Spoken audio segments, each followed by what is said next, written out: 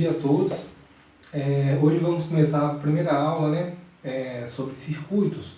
E aqui eu vou passar primeiramente o que é um circuito elétrico, quais são os tipos, né, de circuitos, e como que a gente calcula a resistência equivalente, e alguns aspectos desses circuitos. Na verdade, existem dois tipos de circuitos, né, mais comuns, que é o série e o paralelo. E existe um terceiro que na verdade é uma mistura, né, dos dois, né? Que aí você tem a mistura do série com paralelo, que eu vou até mostrar para vocês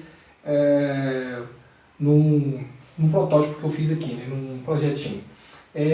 O que acontece? Então aqui você tem dois tipos de circuito. O circuito em série, se você reparar, ele só tem um caminho, por isso que é uma série, né? Então, por exemplo, vamos supor que a corrente está saindo aqui, né, do terminal aqui. Então, a corrente elétrica ela passa por esse caminho, o R4 aqui, passa pelo R3, pelo R2, pelo R1 e volta, né? Então a corrente I aqui, ó. Então repara que só tem um caminho. Se eu cortar aqui, para de passar. Então nesse caso, esse circuito aqui é um circuito em série. Um circuito em série. Uma coisa que você tem que pensar aqui agora aqui, que a corrente que passa aqui no caminho é a mesma. Então logo, o que acontece? Se a corrente é a mesma, então todos os resistores aqui, ó, vão passar o mesmo valor de corrente, né? E uma outra questão que é importante de ver depois, que ela divide a tensão aqui. Então, por exemplo, se a tensão aqui fosse 120 volts, por exemplo, cada um aqui ia ficar com 30, né? Porque dá 30 aqui, 30, 30, 30, ia cair do 120, cada um ia ficar com 30. Isso é ruim também se fosse um circuito, por exemplo, para sua casa. Agora, e como que calcula a resistência equivalente? Primeiramente eu vou explicar o que é essa resistência equivalente. Vocês vão ver para frente que tem situações que calcular, né, fazendo os cálculos com circuito, corrente, tensão, resistência, às vezes é melhor fazer com uma só, né, uma coisa equivalente, do que ficar trabalhando separadamente com uma resistência com outra resistência, um resistor com outro resistor. Então, por exemplo, vamos supor que aqui são 4 lâmpadas, por exemplo, ligadas. Então, uma lâmpada aqui, uma lâmpada 1, 2, 3 e 4. Em vez de trabalhar, por exemplo, com as 4, eu posso transformar essas 4 em uma só. Então, assim, pegar a resistência de todas e somar. No caso do circuito em série, é muito mais simples, é só somar mesmo. Então, eu vou somar a R1 literalmente, né? R1, R2, R3, se tiver um R4, um R5, você vai somando. Aí você acha a resistência equivalente, vocês vão ver depois que facilita mesmo o cálculo. Para o circuito em paralelo, ele é uma soma também, só que funciona diferente. Por quê? No circuito paralelo, repara a diferença aqui, ó. Se a corrente está saindo aqui, desse terminal, quando chega nesse nó aqui, ela pode seguir para cá e descer. Então ela tem dois caminhos. E quando chega aqui também, ela acaba tendo o quê? Dois caminhos também.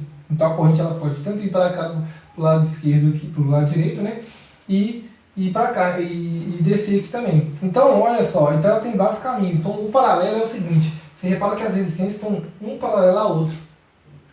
E isso ajuda muito, porque, repara o seguinte, a tensão que sai da fonte vai ser a mesma em todos os terminais.